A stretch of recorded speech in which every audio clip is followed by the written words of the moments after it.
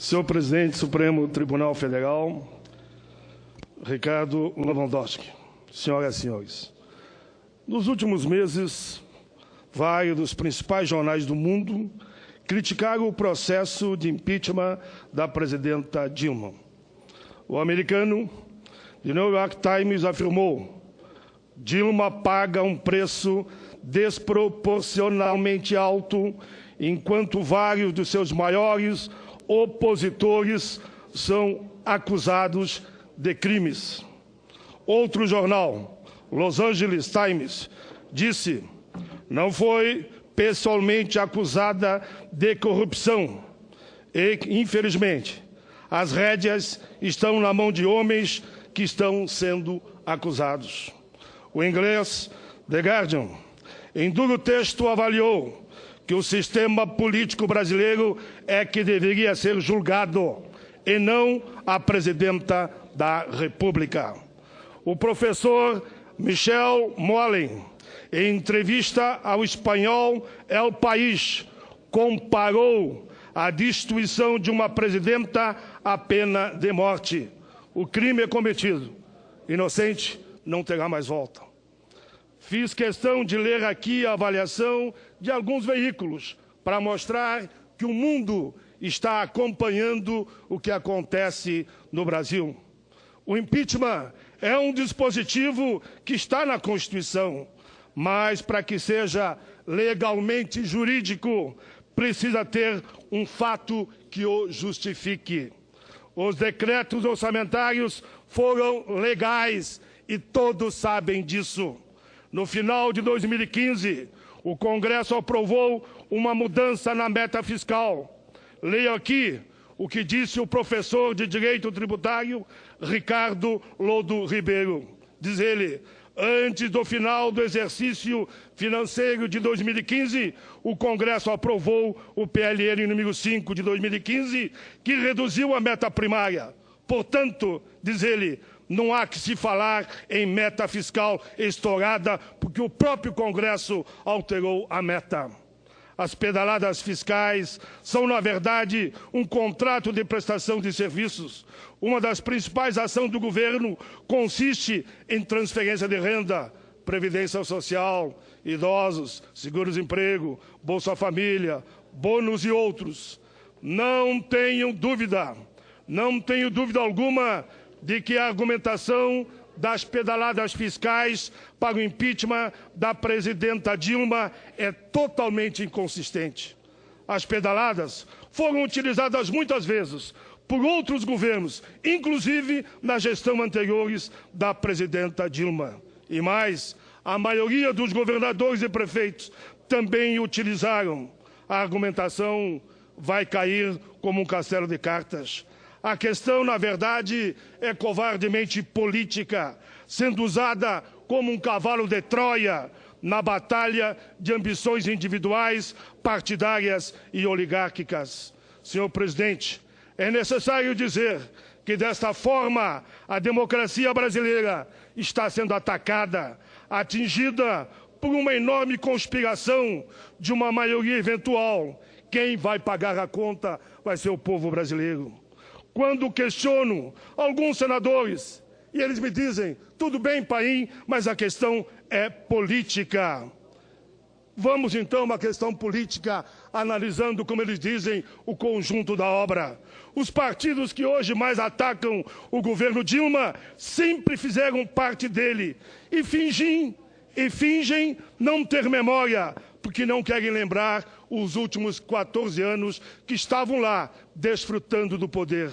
Os peritos do Senado, Ministério Público Federal, já afirmaram que os atos da presidenta Dilma não são crimes. Com apenas 3 meses no poder, o atual governo editou 66 decretos, 18 medidas provisórias. É o presidente que, em menos tempo, mais editou decretos. Uma delas acaba com o Ministério da Previdência, uma conquista do povo depois de 100 anos de luta.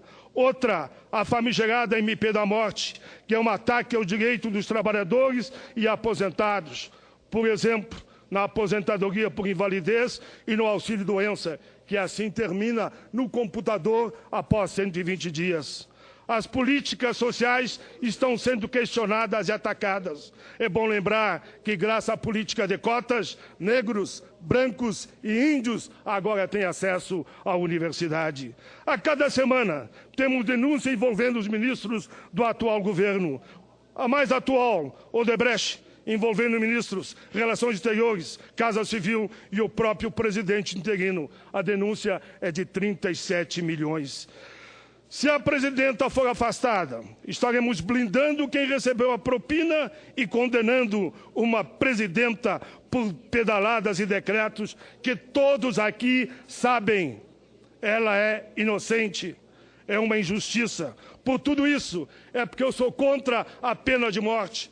Porque quando se faz uma justiça e um inocente morre devido à pena de morte, não tem mais volta. Pena de morte eu sou contra. Haveremos de reverter porque a presidenta está viva.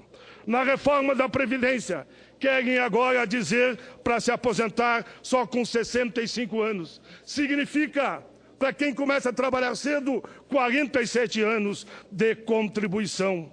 Querem desvincular o salário mínimo do PIB.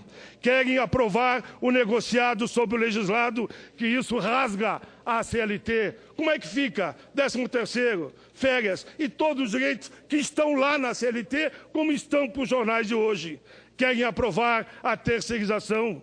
Todo mundo sabe, terceirização fragiliza o direito dos trabalhadores e quebra de vez a própria Previdência. Querem regulamentar o trabalho escravo. Trabalho escravo a gente não regulamenta, a gente proíbe.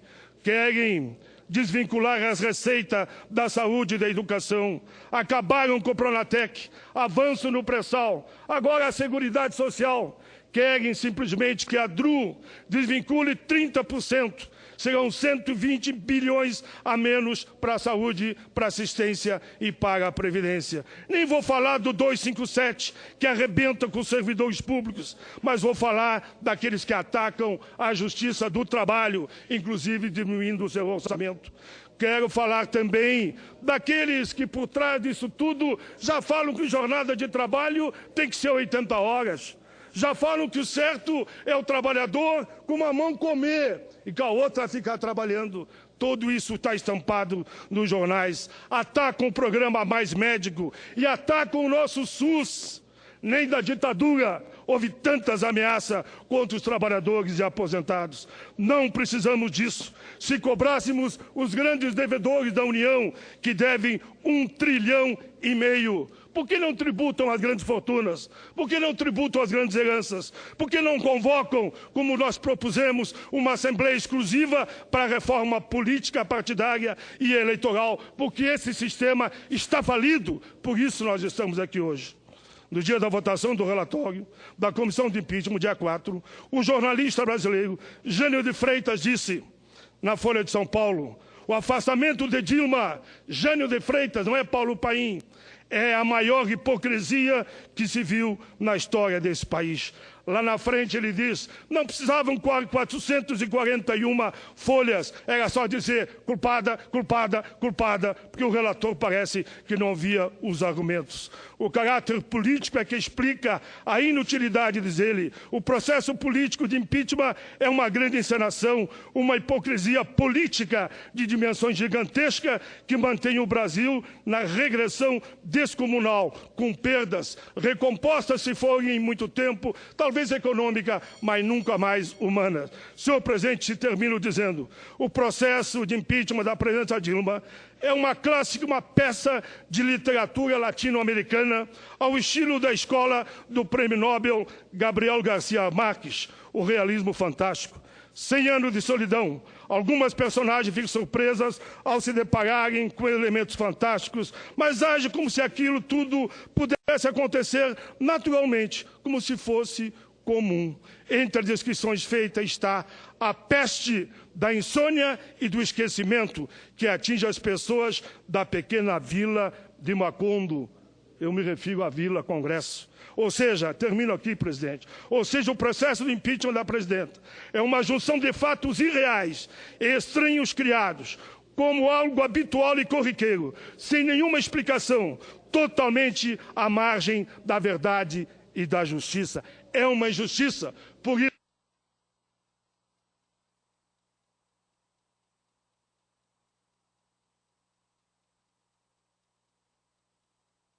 tenham direito a menos, não ao impeachment. Vida longa à democracia. Obrigado, presidente.